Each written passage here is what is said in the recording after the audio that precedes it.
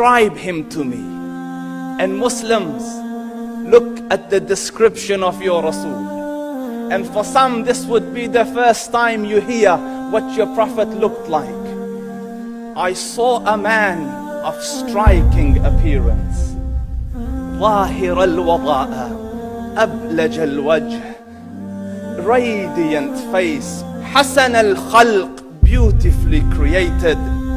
لم تعبه الثجلة, his belly wasn't protruding. ولم تزر به السعلة, nor was his head disproportionate and small. وسيم قسيم, proportionate and delicate, finely made, a specimen of a creation. في عينيه دعج, in his eyes there was a contrast. The dark was immensely dark, the white was excessively white. وفي أشفاره وطف, and his eyelashes were long. وفي صوته صهل, and in his voice was a natural echo. وفي عنقه سطع, and his neck was elegantly long. وفي لحيته كثاثة, his beard was full and thick.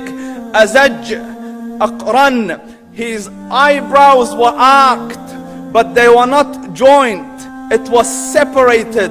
In Samat فعليه الوقار, when he was silent, dignity covered him. وإن تكلم سماه وعلاه البهاء, and when he spoke it was audible and clear, almost commanding and overtaking. أجمل الناس وأبهاهم من بعيد, from afar the most striking and outstanding in appearance. وأحسنهم وأجملهم من قريب, and when he came near, the best of them and the most handsome of them in closeness. حلو المنطق, such an exalted and sweet level of logic. Like when he used to speak, it was so coherently logical, it was smooth and easy to understand. فصل لا نزر ولا هذر, he was to the point, not excessive nor too short. كأن منطقه خرزات نظم يتحدرن, his logic, his utterances, his words were like jewels coming out of a necklace, calculated, polished, one after the other, it would flow magically. ربعة, he was medium in height. Your eye didn't have to strain to look up at him, nor was it tedious to look down at him. He was a comfortable sight to look at. له رفقاء يحفون به, he had friends, the people that were with him, they were working around him to try to serve and protect him.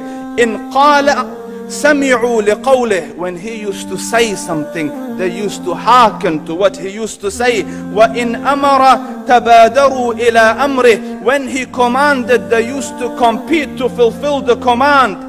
This is Muhammad Rasulullah. This is Muhammad Rasulullah. Anas ibn Malik says, he says, I came out one night, it was the full moon night.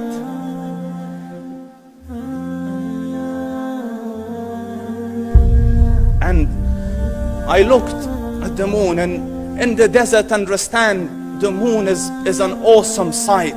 It is smooth, it is radiant, it is clear, it is gentle compared to the scorching sun at which they are used to. So the moon was the epitome of beauty. So he says, I came out at a full moon night and I looked at the moon and I saw it, beautiful, handsome. So I said, let me go see if the moon is more handsome or my Prophet is more handsome. Let me see if that is more beautiful or the Prophet is more beautiful. So I went and I saw him standing afar. So I looked at his face and I looked at the moon, and I looked at his face, and I looked at the moon, and I looked at his face, and I looked at the moon, and he said, Wallahi, he was more handsome than the moon in its entirety. That is just the look of your Rasul. Aisha radiyallahu anha says, I was sewing with the needle, my needle dropped in the dark, I couldn't find it. I said, Ya Rasul, I can't find it. He moved his face close, and I swear, out of the radiance of his face, I found my needle. And The Prophet sallallahu alayhi wasallam was mind-bogglingly handsome, but his handsomeness was covered with waqar and jalal and hayba. The Sahaba say, when we used to sit at his feet, two feelings conflicting would come on the heart. The first one, you wanted to look at him. You wanted to behold the majesty of his face. And when you wanted to look up, shyness used to overtake you, so you used to look down. Amr ibn al-As says, I sat with him many times, but if you ask me to describe his face, I can't describe it. I wouldn't be able to look up to him ijlalan wa ta'zeeman. I couldn't look up at him.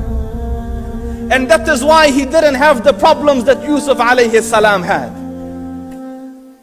Because it was difficult to penetrate the awe and the splendor of the Rasul.